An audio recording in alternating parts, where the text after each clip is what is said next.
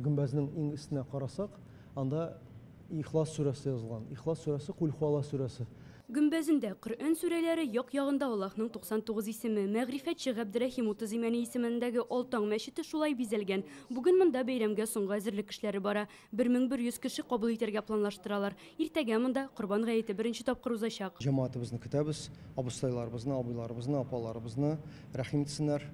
Һәм менә шул Корбан гаетенә махсус итеп без бәйрәм намазы уку белән мәчетебезне ачып җибәргән булабыз. Корбан бәйрәме уңаеннан гает намазын Татарстанның барлык мәчетләрендә дә кояш чыгып 30 минут узгач уку тәкъдим ителә.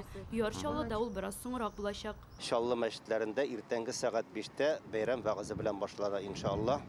Ул инде 1 ярты сәгать була, аннан соң инде безнең 5:30-да гает намазы. Гает намазы үтелгәннән соң аннан хутбә, Коръән укып дуа кылабыз иншалла. Шуның белән мәчеттә булган өлеше тәмамланачак һәм сәгать 6-да без инде игълан итте. Сәгать 6-да Чаллы җирлегендә инде Корбан чалуга рөхсәт ителә. Гает намазы укылганнан соң махсус билгеләнгән урыннарда Корбан чала башлаячаклар. Казанда моның өчен 17 мәйданчык әзерләнгән. Корбан чалу 3 көн дәвам итәчәк, ягъни 30 июньгә кадәр кояш баеганчы башкарырга мөмкин.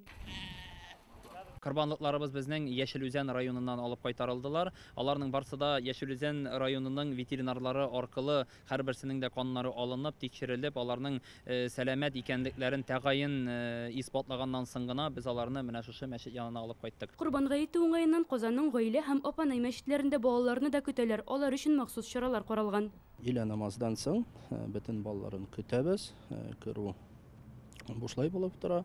Әлхәмдүлилләһ, мастер-класслары, понилар, паровозиклар. Рәхмәтләр җаксы. Бүген исә ир-атлар иртәнге намазга әзерләнсә, хатын-кызлар табынга җиләк-җимешләр сатып алырга ашыкты. Бәйрәм уңаеннан менә бүләкләр ясыйбыз. Коробочкаларда җимешләр алдык. Үзәле, үрүзәле, чынасливы. Бездә бүген адамлар күп булды. Кешеләр көпе гүрүч алышты.